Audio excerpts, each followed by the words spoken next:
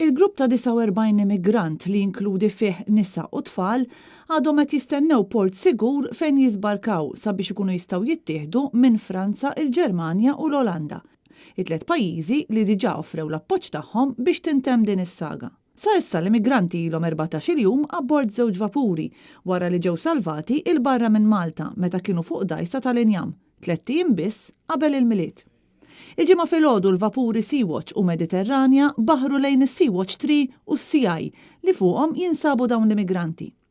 Il-vapuri Sea-Watch u Mediterranja għandhom 3 missjonijiet. L-ewwel li jwasslu provvisti fuq iż-żewġ vapuri l-oħra, kif ukoll jinbidel il-kru. It-tieni li jwasslu rappreżentanti tal-Parlament Ġermaniż u tal-Knisja biex jaraw l-istat tal-persuni abbord sabiex kun jistgħu jirrapportaw lura lill-Gvern f'Berlin.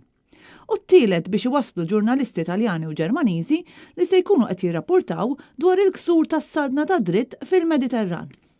Il-futur ta' dawn il-persuni għadu inċert. Għalkemm Franza, l-Ġermanja u l-Olanda l-koll offrew li jilqawhom, l-ebda port għadu ma tal-konsens tiegħu sabiex iż-żewġ vapuri jidħlu fih biex ikunu jistgħu jisbarkaw. Din il-missjoni tagħmel parti minn United for Med li l-għan tagħha hi li żżid il-pressjoni sabiex pajjiżi Ewropej joffru l-appoġġ tagħhom. Din il-missjoni turi wkoll li hemm pont bejn il-baħar u l-art, alleanza u solidarjetà li taqsam il-fruntieri.